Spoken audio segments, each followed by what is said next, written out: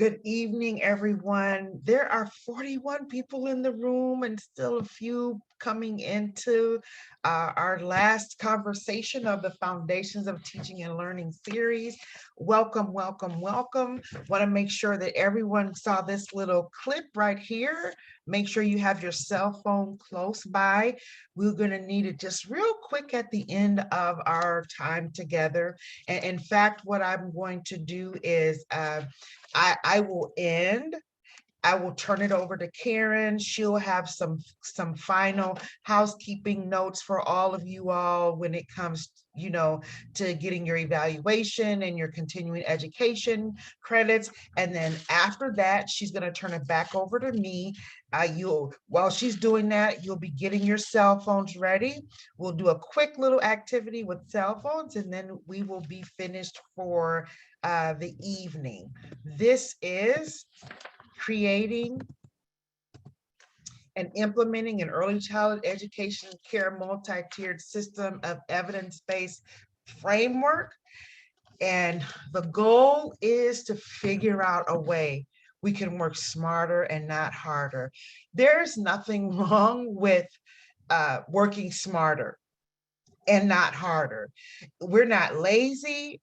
If we already knew this before the pandemic hit, but educators, and again, this is not taking anything away from our medical staff, EMTs, fire, police, none of that.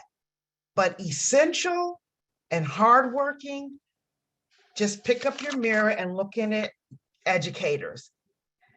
So it's okay to work smarter so that we don't always have to be working so hard trying to deal with so many initiatives and moving the education train, so to speak, forward, regardless of what is or is not happening in our country. So that is our goal today, to really think about a multi-tiered system of evidence-based framework that allows us to keep all of these, I like to call them lions and tigers and bears, initiatives, reforms, and compliance measures, so that they make sense for us, we can manage them, and we can do it implementing high quality learning opportunities that we want for all of our students.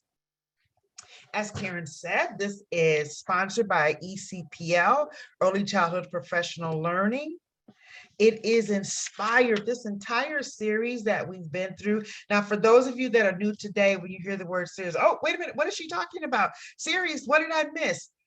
It was built so that it's like a smorgasbord / a la carte. Great if you were able to join us. And Denise, I did see your name pop up in here. Hey, some of you have literally been on this journey with us from the beginning of the 21-22 school year. But we did know that everyone would not be able to join all 6 of this series. So it was built so that you will still be able to take away good, beneficial information. If this is the very first one that you've been on and you haven't been on any of the other ones, and then, of course, if you have been on, we hope tonight you kind of see that culmination of how we've been trying to connect the dots. And that connecting of the dots was literally inspired by the Pre-2K project. And the Pre-2K project was inspired by the Kindergarten Transition Advisory Committee report. And that report really broke down, it did 2 things. A lot of policy levers, and those are the things that we will allow the legislative body in our state to look at and make determinations on, which they really are doing now. The Evidence-Based Funding Commission, you may have heard of the Birth to 5 Illinois. A lot of that is happening now. But the other thing that report did was said, you know what? Sometimes you don't always have to wait for policy. there's sometimes things we can do right in our own everyday practices if we just kind of get out our microscopic lens and look a little bit closer at what we're doing. So the Kindergarten Transition Advisory Committee report did just that. And one of the things that report talked about is, look at the practices that you have in place now, see how you can connect those practices between early childhood education and care and kindergarten. And whenever and wherever you can do that, highlight it, let that cream kind of come to the top. And then you can move evidence-based practices, good instructional practices, good outreach practices, which we all know, if you are a preschool for all or preschool for all expansion program, part of our compliance measures is a smooth transition from pre-K to early childhood, early childhood education and care to kindergarten. What can we do to make these compliance measures doable and sustainable, but most of all, beneficial for children and families? So this is sponsored by ECPL. The series itself was kind of the born out of the pre-2K project, and the pre-2K project was born out of the Kindergarten Transition Advisory Committee report. That report gave us kind of a lens really to look at early childhood education and care transitioning to kindergarten. And it gave us 3 themes, so to speak. One of the themes is aligned teaching and learning. The other one is aligned assessments and data. And my favorite one is strengthening cross-sector partnerships. Because if you strengthen your cross-sector partnerships, and I really put that one at the bottom on purpose, because for me, it's the foundation of aligning assessments and data, aligning teaching and learning. And for those of you that might be on my K-up colleagues, aligning doesn't mean that, like, well, what are you saying? Kindergarten has to be like early childhood. My district doesn't do play-based learning. Not saying that at all. It's literally saying, looking at everything that we're doing from the early childhood education and care side to the kindergarten side, and see where we can draw lines that match, and see where we can draw dotted lines. And then sometimes it's like, nope, there's no line at all, but at least we know that in advance and we know why it is. And then we can see what, if anything, we can do to bridge some of those gaps. And really the gaps is where we lose children. We lose children in the gap. We lose families in the gap. We really lose strengthened cross-sector partnerships in the gap. This is the final series in the webinar, final webinar in the series, everyone. Foundation of Teaching and Learning. I did think I saw Lynn Burgett coming in the room. The title of this is actually her brainchild. Lynn Burgett is the program director for PFA. Are you on here, Lynn? I thought I saw you come in. She didn't know I'm going to do this, so just take yourself off mute and say, hey, everyone. I am here. Hello. See, this is the danger of being in any professional learning opportunity. And now that we're on Zoom, it's like, forget it. I just call everybody out all the time. So I'm so glad we all have such a trusting relationship. So poor Lynn didn't know I was going to do that. But really, the series and the name of the series was kind of her brainchild, brainstorming with Cindy Berry, who you see here is the project director for ECPL, and just kind of saying, well, we've learned from the KTAC report, we know that we need to build foundations and they all need to connect. What do we want to call a series? And she just said, it's the foundation of teaching and learning. And when it's all said and done, good intentions aren't enough. There is some assembly required. But when we assemble, as they say, Avengers assemble, when we assemble well, the foundation of what we put together for our teaching experiences and our children's learning experiences, it is really unmatched. So woohoo, Lynn, I'm glad you're able to join us for this, our final one. This is me. And if you've been on before, you've seen this before, you've heard my joke, ha, ha, ha, you know, as they say on social media when they do the challenges, how it started versus where it's going. So for those of you that have been on before, I don't really know that many jokes. I'm gonna kind of tell the same one. So just kind of laugh like, oh yeah, that's really fun. Just go along with it. You know, on social media, they have that where it started and how it's going. And when I look at this picture of this woman here, I remember her. This is Dr. Taylor pre-pandemic, when you were doing face-to-face conferences and face-to-face keynotes I was doing and all of these meetings with legislators. That Antoinette used to curl her hair and put lipstick and, you know, mascara on for, you know, all the time. This Antoinette has flat hair. I did put some chapstick on, so that's good. So the picture you see before you is where it started. Today, in the midst of the second year of a pandemic, this is how it's going. But I am still hanging in there, as I know all of you are. So for those of you that have been with us, either from the first one or you joined even the last one, and a lot of you in the last one are putting in the chat, you know, I'm going to come back. I want to make sure I'm there for that final one. Welcome back.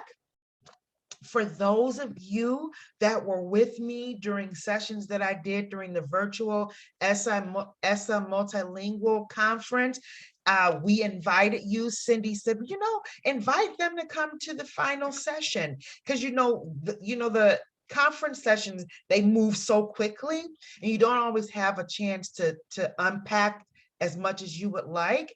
And so we put up a little slide that said, hey, there's going to be one final session in this series on February, I'm sorry, oh my gosh, March 2nd. I'm trying to get to spring break, March 2nd, not March 12th.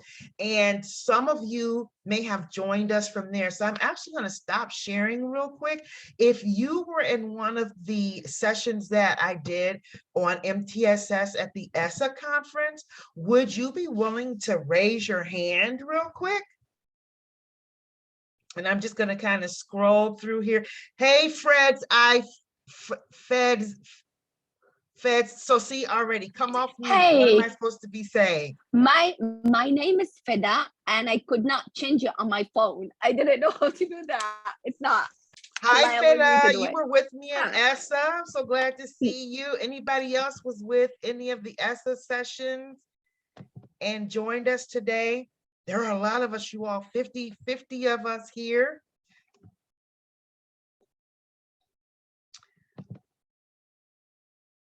Okay, Aaron. Thanks for putting that link in there, Lynn. Aaron, hello. And so then that means that the rest of you would fall up under possibly this is your first time joining us for this 21-22 school year. So welcome back. Glad you came over from ESSA, and hello if this is your first time. So you already know what that means. The next thing that's going to happen is we're going to get ready to start going into our work. Want to tell you again, this picture that you're seeing here, it is not at all a mistake. First of all, I want to say you've worked all day and you're with me now from 4 to 5:30. And as I look outside of the window of my office, it's still light outside. Woohoo! We're getting to that point where it's not dark at 4 and 5 o'clock. Still over 50 of you have joined us today. So you've taken the time out. It's so deeply appreciated. This is a safe space and we show grace here. And one of that graces that we show is when you're in the chat, which hint, hint, the next few slides, you're going to be in the chat a lot. Don't worry about did you dot every I and cross every T and all the punctuation marks where they're supposed to be. This is a safe space. Just go ahead and get that information in there. It is okay to take a break on your own. We're going to move straight through. We have really a lot to get through today. And my goal is to get through all of it so that at the end, you're actually going to start thinking about and building what your MTSS framework would look like in your building, your program, for your district. So I want to get to through this so that we can have time for a few minutes for you to just start building and taking your notes, and then we'll share out. So we won't take an official break today. What we are going to do is just move straight through. We're going to practice adult self-care. If you know that you need to get some green tea or some coffee or water, get up and use the restroom, please feel free to do that. And just keep hopefully you can keep your sound up so that you can hear in the kitchen or, wherever you might be, and then come right on back as fast as you can so that you don't miss anything. But we will not take an official break. And I'm going to try to take that break and give it to you at the end, give some time back to everyone. So get ready, get those fingers ready, stretch them out. You already know what's next. Please go ahead in the chat. And you're answering 2 questions. You're going to tell me your current role and your length of time in your role. And also, where are you currently practicing? And it could be, like Head Start and PFA. You might have a Head Start program and part of your day is funded from Preschool for All, or you may be a home-based program, you might be a community-based program, and you might be a community-based program and part of your day is funded through Preschool for All. You're going to answer both of these questions and you're going to go ahead and put them in the chat. And again, what has made this whole series so wonderful is people's ability to kind of come off mute, and it is being recorded. So I know a lot of us, and I do this a lot too, when I'm in sessions that are being recorded, I keep my screen off. But if you wouldn't mind, I hope that you all will be open to coming off mute and sharing if I happen to call your names out. So here we go. I'm going into the chat, everybody. Woohoo! See y'all ready? I'm getting excited. Okay, Holly, whoop, Educational Environment Specialist and BCBA.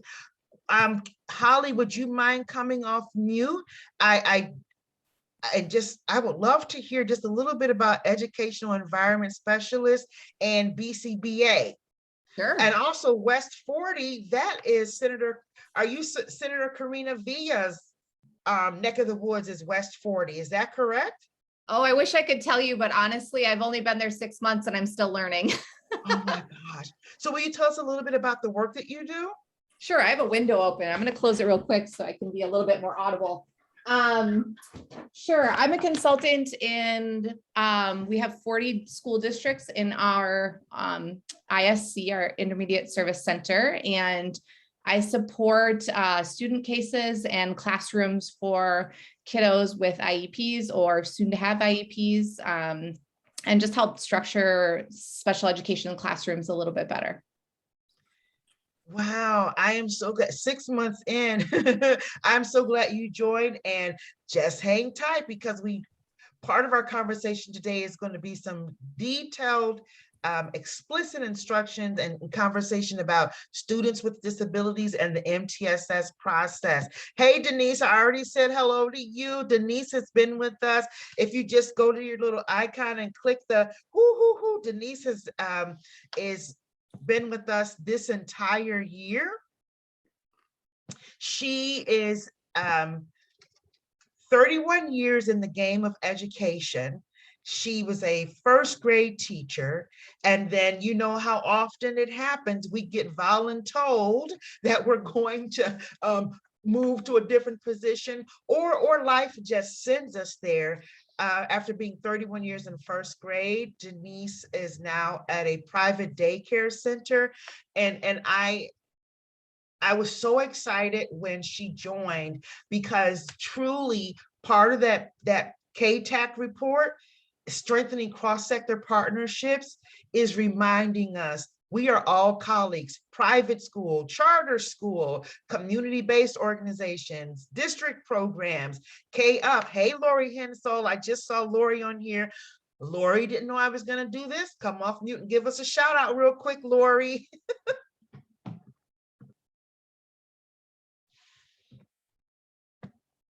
And Lori, as she is doing that, Lori is with the Illinois MTSS network, and they do a lot of K-12 really fee-for-service practice services in the state.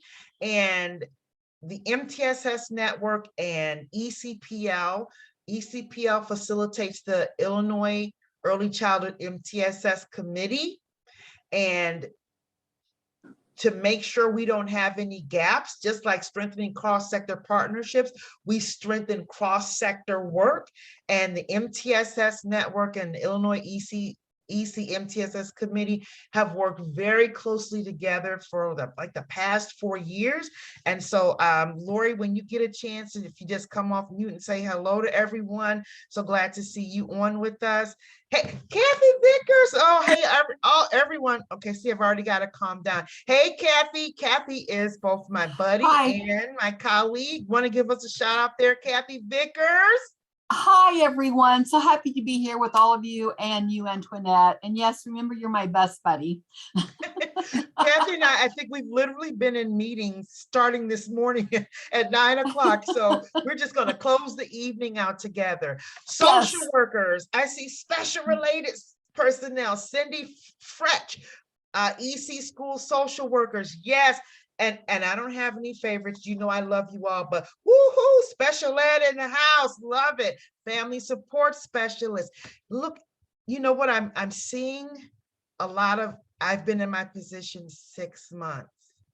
So that means really in the midst of all that's been happening around us this past 2 years, some of you are just really in your positions, which I think is such a brave thing to do, to kind of step out and say, in the midst of all of this, I see my talents are needed here or there, and go into those positions. So we have got folks on here as 6 months in a position, all the way up to 31 years doing this work. Julie Chandler, you must know my good friend, Kim Nelson.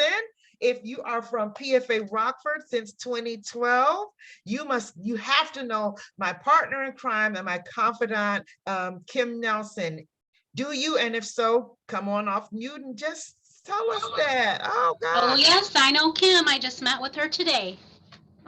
She and I are actually doing the Illinois Principals Academy online academy that we literally built from ground up for MTSS. And I'm going to give you all the information about that before we leave today. It's an administrator's academy. If you want to take it for administrator credit, you can do that. There's always, there's a pre-activity and then there's a dissemination activity afterwards for a total of 6 hours. We're on 3 hours, working really hard. And then you have a pre-activity before that, and then the dissemination activity after that for a total of 6 hours academy credits. That is coming up later this month, and I will share that information with you all. But I have been blessed to be able to do that work with Kim Nelson in our state for many, many years. And the whole focal point is, I keep going to that KTAC report. ECPL partners with the Illinois Principals Association to bring together early childhood administrator academies. And they're not just preschool. We have people in our academies that are district instructional leads, district instructional specialists, the curriculum of instruction for districts. We have a lot of birth through age 8. So it's not just preschool. The academies are open for all. And then if you do not need the academy credit, you are just welcome to come on for that 3 hours, learn as much as you can, and then prayerfully take it all back with you. Oh, thanks, Lori. Lori says, hi, everyone. You all know this virtual space, our computers are starting to tell us enough already. So Lori's trying to get on through her phone so that she can come off mute and share with us a little bit later on. But in the meantime, thanks, Lori. So glad you're with us tonight. And thank you to all of you. So let's get started. Briefly share in the chat where you are when it comes to this. And for those of you that were with me last month when we did the defining, you've seen this before. I still want you to answer it because there's going to be a second part to it that really fleshes this question out. So where would you say you are when it comes to multi-tier system of the multi-tier system of supports framework? And we're all family here. We're practicing the what happens in Vegas stays in Vegas principle. So it is definitely okay to say, you know what? I don't even know enough to know what I don't know. You, Dr. Taylor, what do you think I'm on here for with you? Okay, it's new. It's new. A lot of people saying it's very new to me. Oh, I'm getting excited. I saw someone on here that said there it is. We are building, we have a great program K-5, but not anything set for pre-K. Ben Hutley said that. Elise for EC creating, yes, for EC creating it as I go along. K-8 has a system. So already we're seeing that even within a district, truly one could be at creating, and in other grade levels or age levels, you could be at developing or building. And we know, especially early childhood domains of development are not stagnant. It's not like they're here in math, here in literacy, here in social emotional development. It's very much overlaps. And just like domains of development are overlapping, they're not stagnant or stacked, the same way when you're creating and implementing any type of framework that you've got to build, there's going to be overlap. So for Elise, for example, they have overlap because EC is at creating, but K-8 has a system. So as they create at the EC, they're looking at what's happening in the K-8, trying to align those, the assessment and data, teaching and learning, professional development, see what they can learn from K-8, and I would say what K-8 can learn from EC. 9 times out of 10, if you have a K-8 system in place or a K-12 system in place, it might be built on the framework of RTI from the No Child Left Behind Act. And as we shifted from No Child Left Behind to Every Student Succeeds Act, RTI did what I say is grew up and became MTSS, which is more of a holistic asset-based framework to support teaching and learning for students and educators and families. So love seeing that. Hey, I'm on here to just try to get some more information about building out, because we've got K-up structures. I feel like I don't know enough to know what I don't know. Been there, done that, and I don't want to make it seem like I'm tooting my own horn, but the truth is, when No Child Left Behind Act came out, and in DC, the Department of Ed was building, what RTI is going to look like, I went straight to the horse's mouth. And remember being there in sessions for like a week, just talking about the research behind RTI, interventions, for a literal week, sitting, learning, because I didn't know enough to know what I didn't know, and went to the horses, again, straight to the belly of the beast where I could learn. And then from that point on, have been championing this work, consulting around all of it, so that we can all move from, at least from that I don't know enough to know what I don't know, to the exploring stage. And then guess what? Sometimes you get to that exploring and developing stage, and then something like a pandemic hits, and you go back to that, I don't even know enough to know what I don't know about COVID-19 and how this trauma is impacting students. And where does that go? How does that fit into an MTSS framework? So thank you all for sharing where you are. And now it wasn't a trick question, but I'm gonna just show you what that really looks like. And it looks like this. So that exploring, developing, building, when you parse it out, it looks like this. because this comes from what we call the implementation spectrum. And the full implementation spectrum starts from exploration to installation, and it goes all the way to sustainability. And sustainability is that you reach the point where everyone, that means paraprofessionals, classroom assistants, dedicated aides, if you're Chicago SECAs,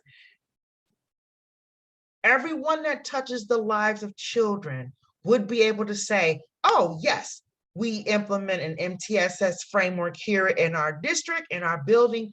Here's how we implement it. Here's what we do. Here's what we don't do. Sustainability literally means this is how we do the business of education. And there's nothing on a needs to know basis. So some folks know, like the folks over in central office, they know, but then you kind of get on the building level and some people don't know. Everyone knows. So you can imagine as you look at this, why we would say, oh yeah, there's overlap. You can be in exploration and installation at the same time. You can be in initial implementation and full implementation at the same time. You can be an, oh my gosh, data collection. We are very data rich in our state. We don't miss data at all. We've got so many evidence-based practices and Eckers 3, class, NWEA, kids, PBIS, office referrals. We have more than enough information, whether it's an assessment or it's a framework to collect data. We're rich there. We're not as rich when it comes to positive data analysis and discussions, and everyone being able to interpret and use data collected to inform instruction, inform professional development, inform conversations with parents. That data collection, data analysis piece, that's part of that full innovation and sustainability. So when you look at that, we can take it even further and say, here's the brief definition of them. And I put that don't know enough to know what I don't know. I just put that up there as like, do tell. So you see this exploration is at that point where you're just trying to build consensus. Who are going to be the players in the game? Do we already have players in the game that are doing, maybe they're doing SEL work, or maybe they're doing some other type of teaming in our district, in our building? Can we fold this all together? What's going to be the stage? I love that accurate, accessible data. Is it accurate? Can we trust the data? Can we, when we aggregate it, what does it look like when we disaggregate it? When you disaggregate data, that's the diamond in the rough. You know, a lot of people say, oh, the devil is in the details. I don't feel like dealing with the devil, but I would not mind finding another diamond. I am never going to turn down a diamond, no matter how much I got to dig in the rough to get there. And the diamond of our practice, the diamond of the shiny parts of our children, that is in the rough. That's when you disaggregate your data and you discuss it positively without pointing fingers and naming, blaming, and shaming. Let's just see, let's listen to the data and see what the data is trying to tell us. So now we've unpacked the spectrum. Watch this. See what I did there? See that suitcase? We unpacked the spectrum. So now, what do you hope to put in your suitcase and take from our time together today? Go ahead and put that in the chat. See how I connected that unpacking and packing there? So go ahead in the chat and share just briefly what you hope to take away with you from our time together today. Strategies. Thanks, Julie, for kicking us off. Ooh, okay. Elise, good question. What are other districts doing? And that really comes from, you know, when I'm asking folks to put stuff in the chat, we are really seeking and sharing wisdom with each other and learning. And sometimes what we come up with is, oh, we're all in the same boat. Okay, what is the next step? Intervention ideas. I get that a lot. I'm not really sure what intervention strategies or what are evidence-based interventions. We get stuck. MTSS and PFA, thanks, Ben. Getting started. Okay, Beth methods for analyzing data. Michelle Barkley said that. We do a real quick touch on data here. Either Lynn or Karen in the chat, and this is just me. We had in Illinois the Birth to Third Grade Continuity Project. And they had one of the best resource tools for looking at data and having asset-based discussions about data ever. And so if Lynn, if you can find it and put that B3 continuity project in the chat, and I'm not putting anybody to work, but if you can find it, Lynn, that would be great. And if not, we are going to create a resource page for everyone that's on with us tonight. And when Karen sends out the email with the evaluation, we'll share that. I just can't say enough good things about the B3 continuity project, how they broke down data and how to talk about it to families, how to use data to inform your practices. The continuity project itself, the grant for the project ended, so they aren't doing any real-time work, but they have so graciously, everything that was available that they were doing real-time is still available on a publicly accessed website. So we will make sure that you all get that. And yay, thank you, Karen. And look at us, woohoo! We don't play around here. It is in the chat. Make sure you either copy it, save it, something.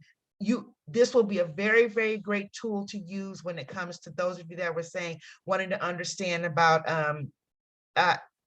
data.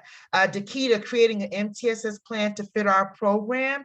And I will say to you, for all of our community-based programs that are on here, if anybody needs MTS, it is you. You have DCFS, you have licensing, there are so many things that community-based programs have to try to manage.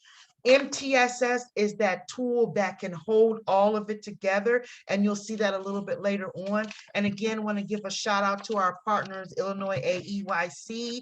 Earlier on, when this was the series was announced for the first time, we thought about, why aren't we making sure this information gets out? Let me take that back. Cindy Berry has always been saying, we don't have enough outreach with community-based programs. And we learned that in May of 2020, spring of 2020, when ECPL, I mean, they were just almost every day doing virtual learning to give people an opportunity to connect when we all were kind of forced to just try to reconcile what this pandemic even meant. And with every single one, there was always someone on there from Head Start or community-based program that was saying, no one is talking to us. You know, we have children that are aging out and they're going to these districts, and we're reaching out to the districts and no one is talking with us. And from that time on, Cindy and Lynn have been on this quest to, like, we've got to have more community-based organizations aware of what is happening for professional learning opportunities. And so this year, at the beginning of the year, Illinois AEYC put the whole series out there to their entire listserv. And this year we have had more community-based programs joining than ever before. So shout out to Illinois AEYC. Stephanie Hurling is the president, and shout out to all of our community-based partners who are on with us today.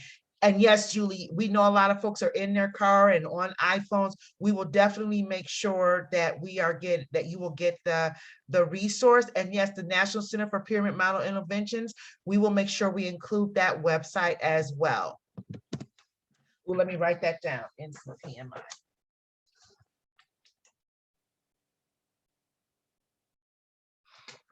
Okay, so right off the bat, and thank you all so much for sharing what you'd like to take with you when you leave. Best way to do that is just begin with a definition. We believe in giving credit to whom credit is due. This definition for MTSS actually came to us from the Illinois MTSS network.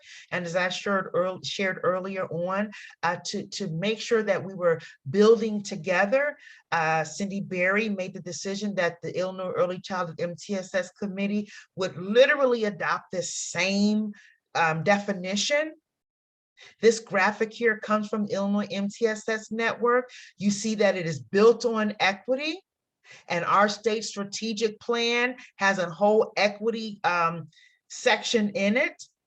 Very, very serious about equity. An equity analysis tool has been developed, and it is going to be used to see how districts and programs are moving equity forward in their work. And so truly, MTSS solves a lot of disparities and inequities that we've seen in education really for many, many years, but specifically during this time of the pandemic through systems, practices, and data, equitable outcomes for all learners. As you look at that picture graph, MTSS does that. We know that from ESSA, MTSS provides greater flexibility for this. And as I said, when we was No Child Left Behind, it was referenced as response to intervention. And we're going to talk about that a little bit later. As ESSA was being created and folks were sitting at the table writing the legislation for ESSA, it was very clear that MTSS is important, but we wanted to try to right some of the default wrongs that happen with response to intervention. So ESSA lets us know these things. MTSS is not a barrier-based lens. It's strength-based. You have students who are high-performing students, students who are multilingual learners, students who are receiving special education services, students who are not receiving special education services, but for some reason they're struggling. There's some type of barrier preventing them from reaching the educational outcomes that we know our teaching should be giving them. Look at that second one. We're trying to strengthen cross-sector partnerships from pre-K to K. We've been trying to strengthen cross-sector partnerships between general and special education for years. MTSS can help us do that. Supports for mental and behavioral health. We've been talking about mental health and behavioral health for so long. Now we have to walk that walk. The pandemic is not going to allow us to do anything different. But yet in ESSA pulled that out through MTSS. Look at that last bullet point. ESSA recognizes the effectiveness of MTSS, but also recognizes in order for MTSS to be built and implemented to fidelity, ongoing professional development is needed. Because if we're going to ask educators and administrators to do something, we have to have a system of support in place that is going to give every educator, every classroom assistant, every school building leader, every superintendent the tools to do that. And so I want to just take some time now to kind of break down that, oh, well, so if the network, the definition says all learners, right? And then ESSA gives us this flexibility through an MTSS lens for all students. Who is all students?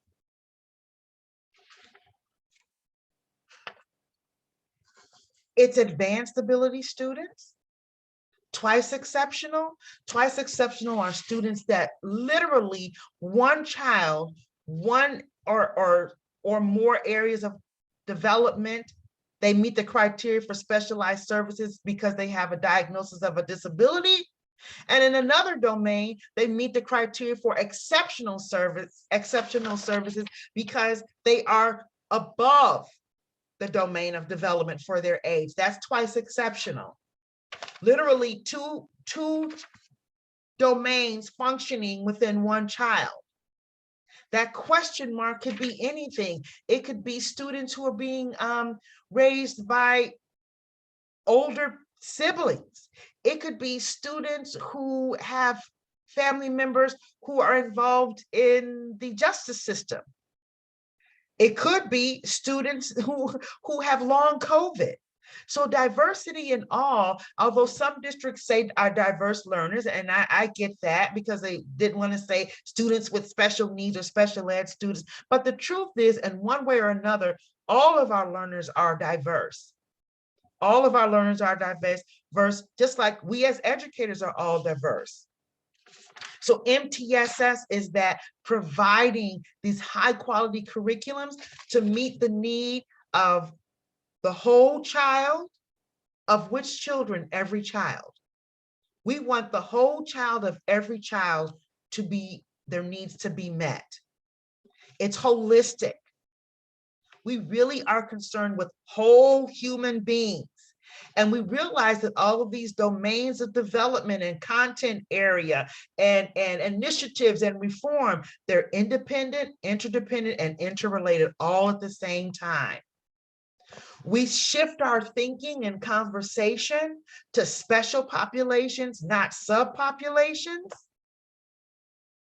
You know, you see that a lot of times you say, well, our subgroups are students who are in temporary living situations. Our subgroups are students with disabilities.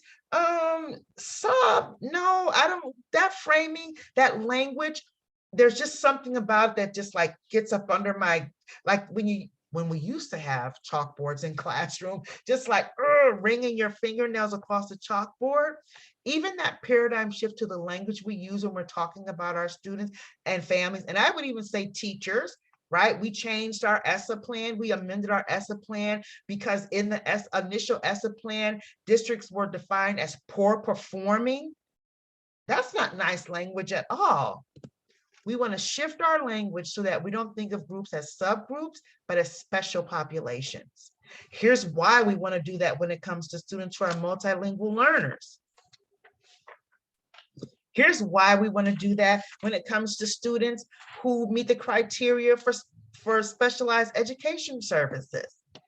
And this definition literally is in the law. The law is telling us that disability is a natural part of the human experience. So since it's a natural part as breathing in and out, we want to make sure that all of our practices embed opportunities for high quality participation and high quality contribution to society.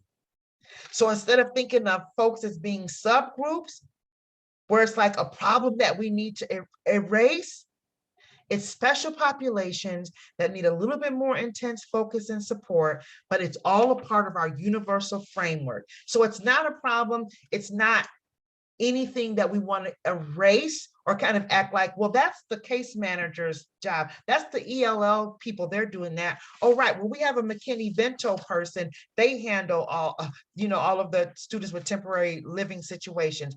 In MTSS, it all becomes a part of your universal framework that everyone can easily understand and be able to manage. So now, how did we get from RTI to MTSS? And if you're with me in February, we talked about this before. The federal law, No Child Left Behind, gave us this information. And I'm talking about this again because we got kind of stuck in a rut when we saw we must have a process that determines how the child responds to scientific. So for those of you that were saying, I don't know what's an evidence-based intervention, I don't know what an evidence-based strategy is, this language in No Child Left Behind, by default, created tension around, well, what is an intervention? How do we know it's scientific? How do we know it's research-based? And we got stuck. And because we got stuck, some of the practices that came out of response to intervention did things that we did not want them to do. The tenets of RTI are still embedded with IDEA, which is way overdue for being reauthorized. But IDEA is letting us know you have to have a multi-tiered approach to teaching. What is that really saying? Differentiating your practice, scaffolding, including zone of proximal development, all of those things that we learned in school, but then we see that language like, well, it's got to be scientific-based intervention, and it makes us not realize we have the tool in our portfolio to use to build what we need.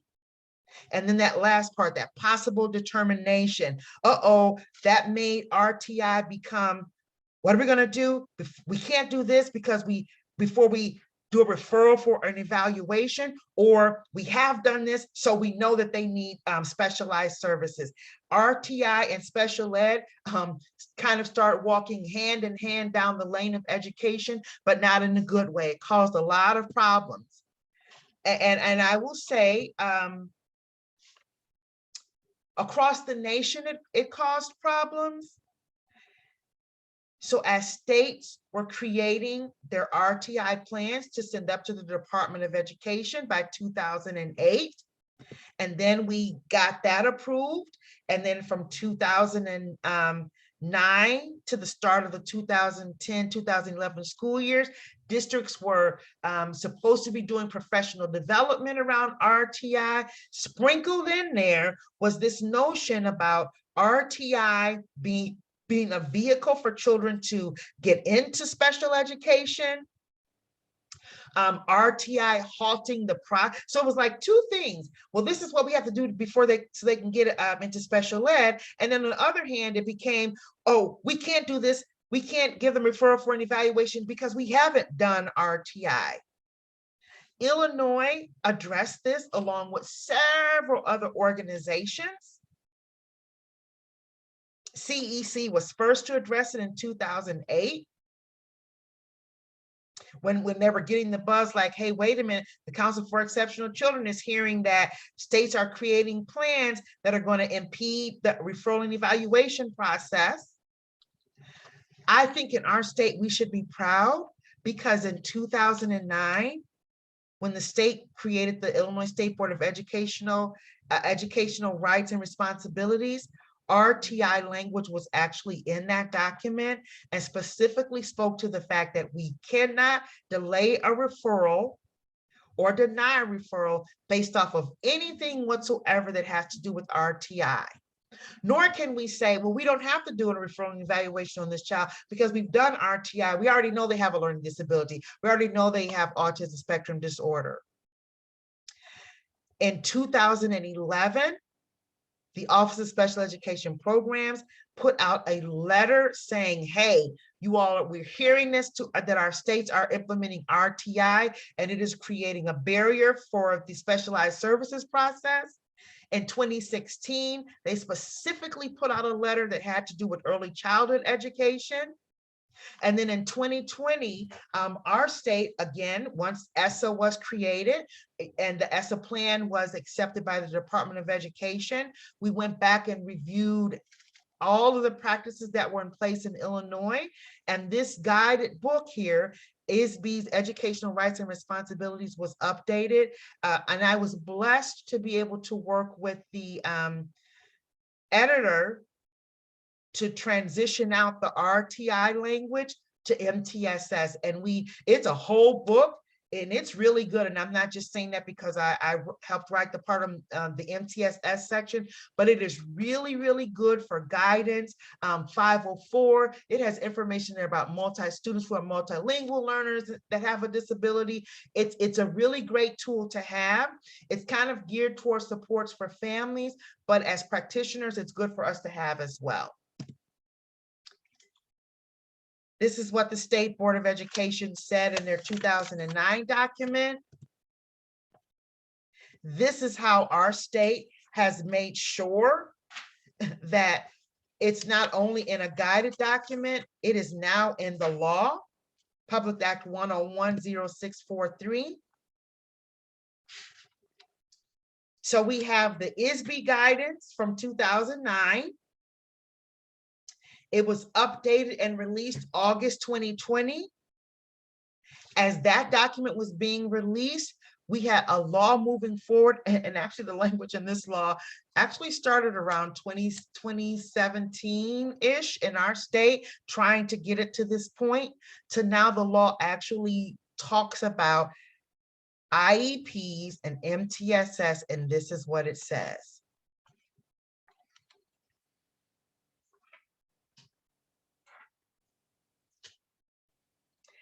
My poetic license that I'm saying to all of us is that, yes, the law is specific to students with an IEP.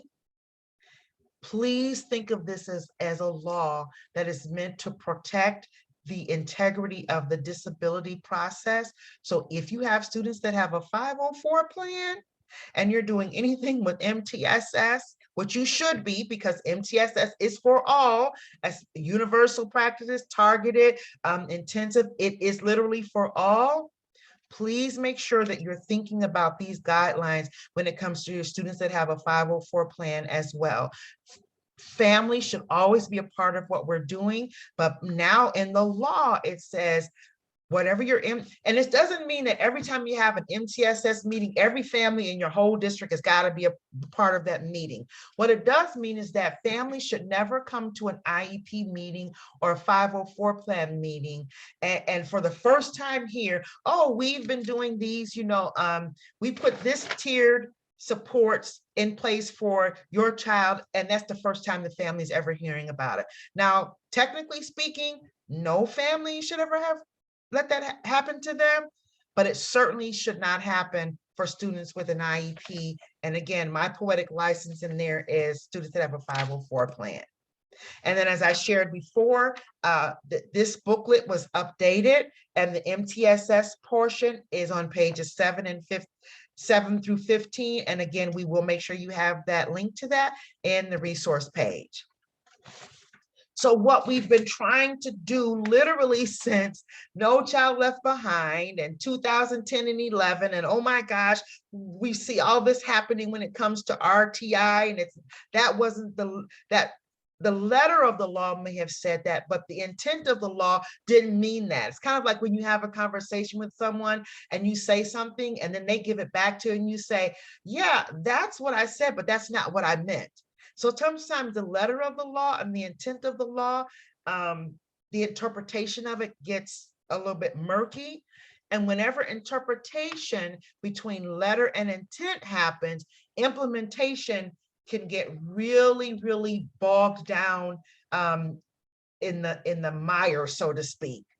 So in reconciling these two portions of the law, and the intent of the law and the interpretation of the law and the implementation of the law, here's what we're trying to do. We want to halt default practices. MTSS is not a special education initiative. It's not something we do to students. We don't use it to keep children away from receiving services. And the fact is, once a referral is requested, that's part of the services. If we deny that referral, we have to give the family an explanation why. And that explanation cannot be, oh, we haven't done MTSS, or we don't have enough MTSS data. The flip side of that is we can't say, oh, we're denying this referral because we have done MTSS and our data shows that the child has a disability or doesn't have a disability. Everything that you're doing is a part of that referral initiation. If it's denied, we tell the family why. Then we say, here's our next steps of what we're going to do. If it is approved, we then tell the family what our next steps are going to be. And then our school is still implementing those tiered supports for students so that when we get to the point of convening that meeting to determine eligibility and write an IEP, we have good qualitative data from instructors that says, Here is how we provided instruction. Here is how the student responded to it. Here's how we monitored it. This can all be used to write a good quality IEP that is recognizable and beneficial for the child. We also wanted to halt the default of terminology, of RTI kids, RTI rooms. Oh, he's a tier 1 student. She's a tier 2 student. Our tier 3 kids were doing this or that for.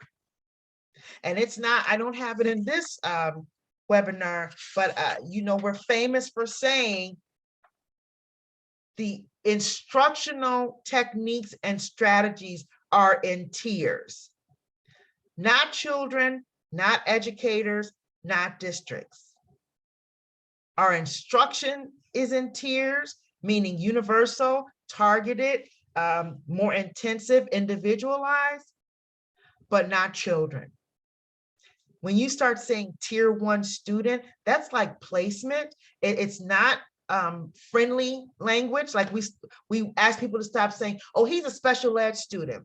She's a multilingual learner student. She is a student who is a multilingual learner. That child is a student that has this diagnosis. This is a student that may have be experiencing temporary living situations. We don't want to put the label in front of the child, because then the label becomes what we're looking at as opposed to this. And then I would be remiss if I didn't say, this is another one of those things that the Illinois Early Childhood MTSS Committee captured from the Illinois MTSS Network. We're thinking about that triangle, and you know, when we talked about defining, we talked about that getting stuck in the triangle rather than listening to the data and letting the data inform our universal practices. And yes, I said it before, if we're going to ask teachers, if we're going to ask building principals, if we're going to have district personnel who's going to be the student success director or the curriculum and instruction director, if we're going to ask people to do that work, we need a tiered system of supports for teachers, as well as a tiered system of supports for students. Why? Because if you take care of those who are taking care of the students, the overflow of that is that the children and families benefit from it. So our educators are not expendable. Even though we have a reach, you know, you do the reach or the Danielson framework or whatever your district or Eckers 3 or class, we get these reports back and it's like, oh, no one is expendable. This is meant to tell us what is needed. What type of support does my teacher need? Oh, I'm looking at my NWEA data. I'm looking at my class data, my Eckers 3 summary reports. And as I listen to this data, it's letting me know that in our building, we need to do some professional learning around math. Data will speak to us if we listen. We can have very positive, structured conversations of what needs to happen next, to the benefit of all educators and all students. And then, of course, that supports families as well. We've been talking about evidence-based practices a lot. I always say it's defined in ESSA. So no matter, oh my gosh, we can't get rid of all these evidence-based practices because it's in the law. Last time in February, I promised you I would show you what it exactly looks like in the law. So here's what it's looked like. And when in your spare time, you can go through that multi-100-page document of ESSA if you want to find it. But I did the work for you, working smarter, not harder. Here's what it actually says in the law. So whereas No Child Left Behind just said scientific evidence-based research, and people either overthought it or underthought it and kind of came up with all of their own roads to travel, when ESSA was being created, that was realized and again tried to kind of right the ship. So evidence-based practices replaced scientific-based, and then evidence-based was clearly defined out. And you see here the strongest piece of evidence, it's tiered. There's that word tiered again. but it does allow us promising practices. So maybe there's not enough evidence to show yet that a particular practice that is being used would be a strong evidence, but there would be enough evidence to show, hey, we need to do some more scholarly review about that, because again, just like anything else that's tiered, it can shift up a tier. So it doesn't have to just always be promising evidence. It could move up to moderate evidence and then strong evidence.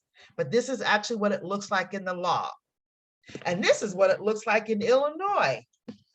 Like, what? These are just some of the evidence-based practices. Or comply. It's either written in our state statute, school code, or because of the school code, you get all of these strategies of people saying, Lisa, you're actually going to get, Lisa, you're jumping ahead of me. We're going to give you a resource that you'll be able to use about MTSS that might answer that question for you. And that's going to actually, we're going to talk about a little bit here, and then you actually get the resource, trying to give you things that are free and publicly available to you. And then from there, if you want to go and purchase something, you can always do that. But everything that we're going to be giving you all are free resources. Okay. This, what you're seeing here, gives us this. Or this, or both, and you feel like this the day after an extended break. So Friday, it's like, yes, this is a long weekend. We don't have to go to school Monday. Tuesday, it's like, when is the next extended break? Do I have any personal days left? That's okay. I'll just take a 0 day. They don't even have to pay me. It's too much. When evidence-based practices are implemented in a segregated way, no matter how good you are or how hard you try, you will not be able to implement all of those practices to fidelity. And if you get to fidelity, it is not sustainable. Sooner or later, one of the plates, one of the children, one of the educators is going to fall. And even if they don't fall, if you remember those days of going to the circus, that wobbling,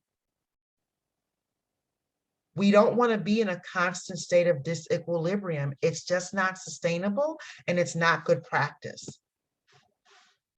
So we've got to have a theory of action that gives us comprehensive practices, a comprehensive approach for all these evidence-based practices. We can't get rid of the practices because it's written into the law. It is literally the federal law of the land that evidence-based practices have to be implemented in our state.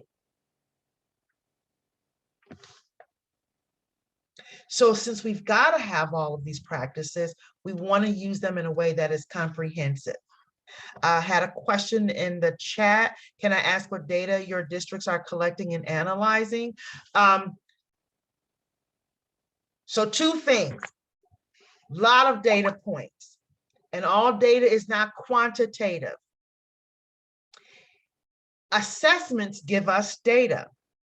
So I think, who put that in the chat? Can I ask what data you are using? We use curriculum, we use creative curriculum. So Michelle Barclay put that in the chat. What data do you use? So if you have creative curriculum, you use My Teaching Strategies Gold. That is your assessment tool. That is an assessment tool that literally evaluates children's, the outcome of children's learning based off of your teaching.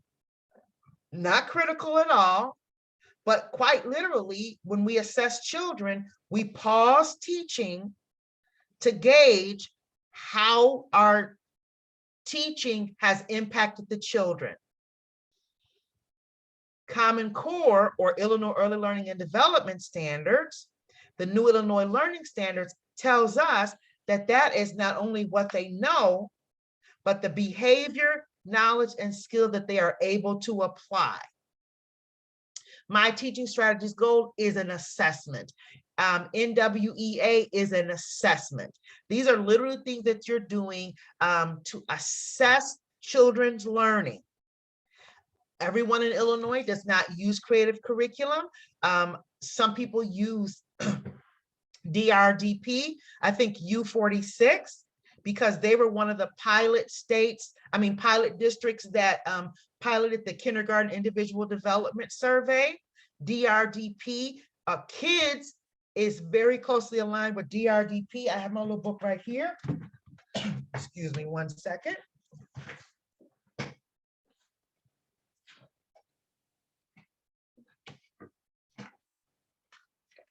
See how close I keep my standards with me? I didn't even have to get up and walk across the room. I literally just scoot my chair over from my desk. Here are my standards. Here's my little kids booklet. Kids is aligned with DRDP. So a lot of districts switched from my teaching strategies to DRDP. Julie is saying they use early learning scale. Any assessment will give you data. You get data from your Eckers 3 summary reports. You get data from your class reports. You get data from your Danielson framework. Teachers, when you are evaluated, you get this information back where you fall along this Danielson framework. In Chicago Public Schools, they use REACH. That is data. So we don't want to get stuck that, well, data can only come from tools I use to evaluate students. Data is literally trying to talk to us in our whole learning environment. 5 Essential Survey, Early Ed Essential Survey, you can get some great data from that. And all of that data, again, goes back to being able to analyze it and discuss it and not have it over in the, well, our quality rating folks have that.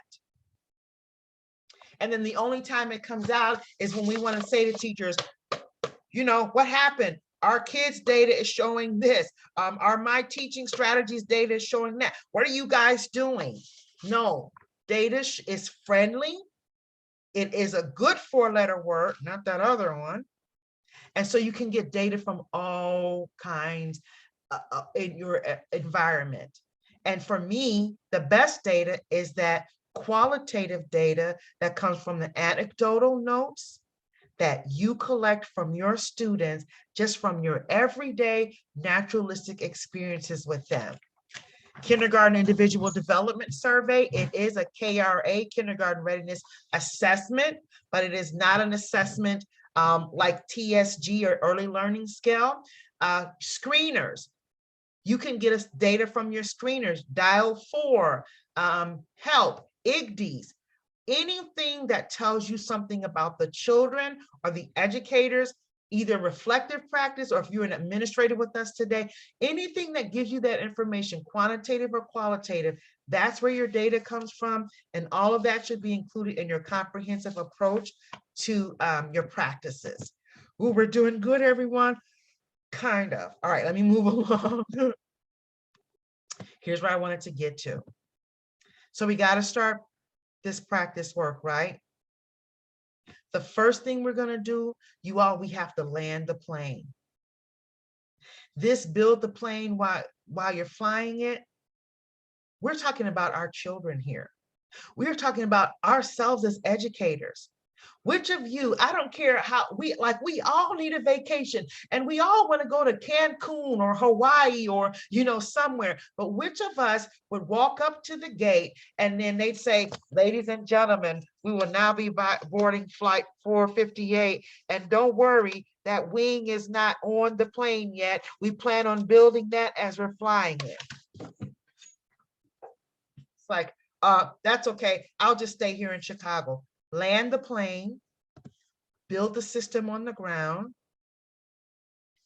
know that this and this takes this. And sometimes we get nervous because it's like, well, if we're not doing, we got to do something, we got to do something, we got to do something. You are doing something. You're doing all of this. But it takes time, and you see that overlap there. That implementation science tells us to get to that full sustainability, it's a 2, 3, 4-year process. That's why please, please, please land the plane. You are still doing good work. We jump to the flight crew. We don't need the flight crew yet because we haven't really even built the plane.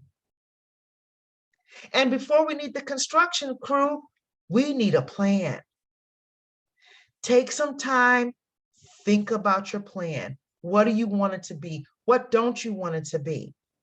I love this picture here because it shows that we have armed ourselves with every tool that we need to do the work. You don't create the plan and then take away all these tools and say, okay, go do it. We interrupt this program now for some breaking news. Here's the resource we're going to give you. The Division of Early Childhood recently released their revised position on multi-tiered system of support framework in early childhood. The original one came out during the days of No Child Left Behind, referencing RTI. In 2017, I was a part of the planning team that looked at ESSA and said, hey, do we need to revise this paper?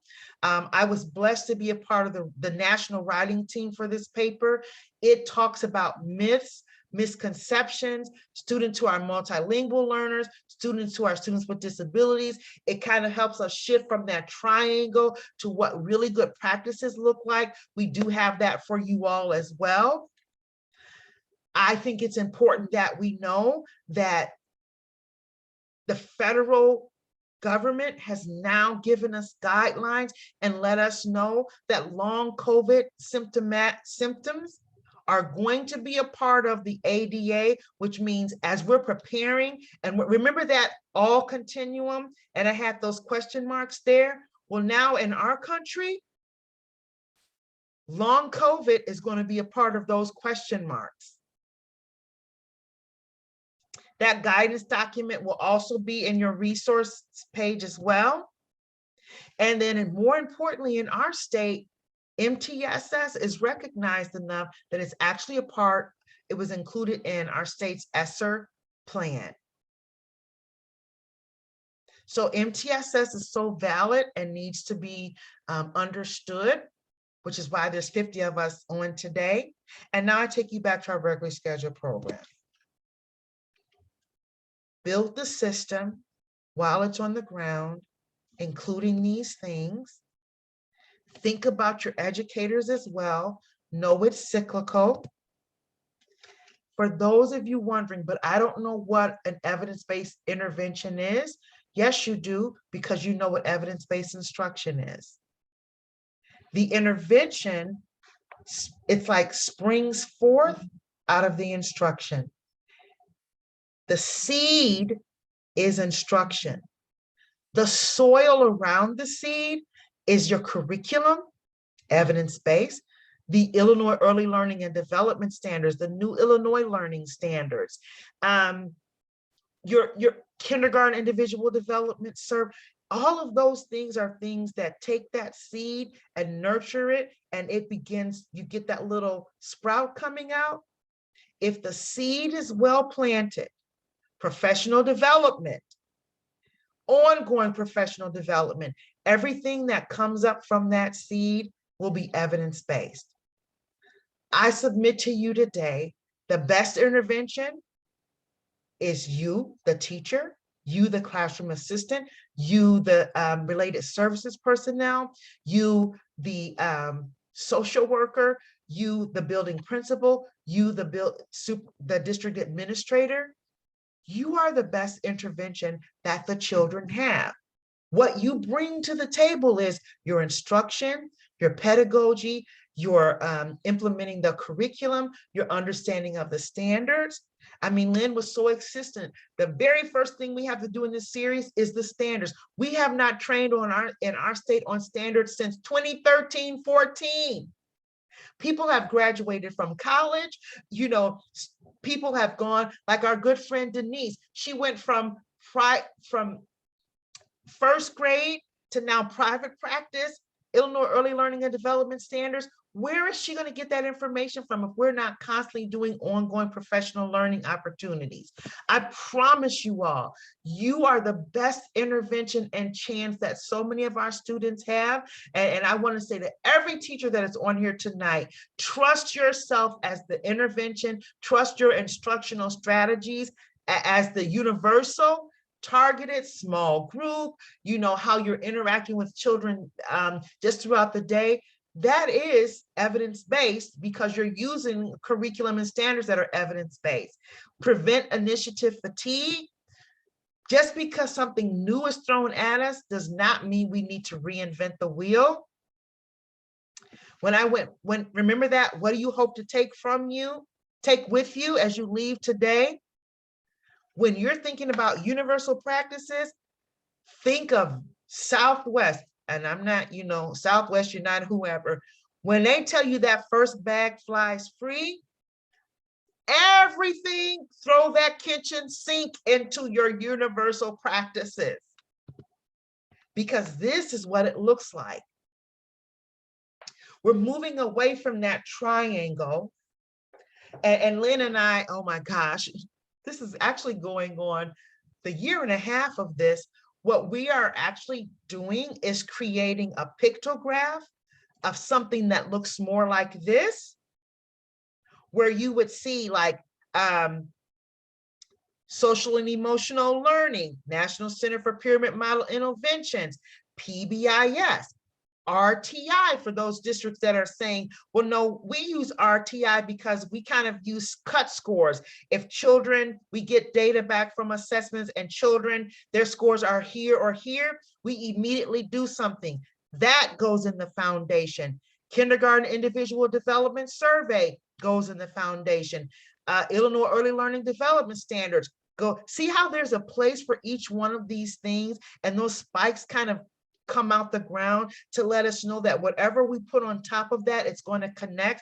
Look over in the bottom, you see foundation not only goes across, it goes down as well. Think of the practices. Every single evidence-based practice goes in your foundation. The Illinois State Board of Education Family Engagement Framework goes in here. Danielson, everything goes in here because if it's important enough for us to put it in our framework, we know everything that's going to be built on top of that will be structured. Think of who our all students are. Are they a forethought or afterthought? In this foundation goes students meeting the criteria for specialized services. Does everybody in the building who has a student working with a student with a disability, do they have the student's IEP? Do they have the student's 504 plan? Yeah, they get them. Did we stop and do a table read of the program? Did we stop and do a table read of the plan so that we made sure that all of our instructors knew what that IEP or that 504 plan meant and how to implement those specialized services? What did we do when we got our language surveys back? Was that just the ELL coordinator? Did we do a table read around that? That's forethought, not afterthought. And last but not least, non-negotiables have to go in your universal foundation. What are non-negotiables, Dr. Taylor? Non-negotiables are everything your district, whether you agree with it or not, your district says, but in this district, we're going to do this. We have to do this. We manage as we create the framework. We don't have to agree with the non-negotiable, but if our district is saying it, we have to do it. We put that as part of our foundation so that we do professional learning, we do check-ins on it. How are teachers understanding it? Does everybody understand what this non-negotiable is? What kind of supports are we going to need? This literally takes tiered supports and creates a system. A car is a system of tiered supports. When you get the car, you make sure that the tires aren't over here, you know, the oil is over there, the engine is over here. You take many parts, all of them necessary, and put them together as a system. That was a lot. I've been trying to read through the chat as we go along. Yes, oh, Julie, for these last few minutes, you are now my official co-presenter. Children's attendance. Julie's already building her foundation. Please, please, please put chronic attendance in there. Truancy, office referrals. TPOT, if you are using National Center for Pyramid Model Intervention, you've got TPOT data. All of that goes into, Julie is on the case, yes. All of that should go into, because you get data from there, right? All of that goes in your foundation. Okay, I'm gonna turn us over to Karen, and then I want everyone to get their phones ready. It's been such a pleasure being with you all. This is the academy that I told you about. It's almost, I think it is filled up, but you can get on the waiting list. We'll include that link as well. I'm going to turn you over to Karen for her few bits of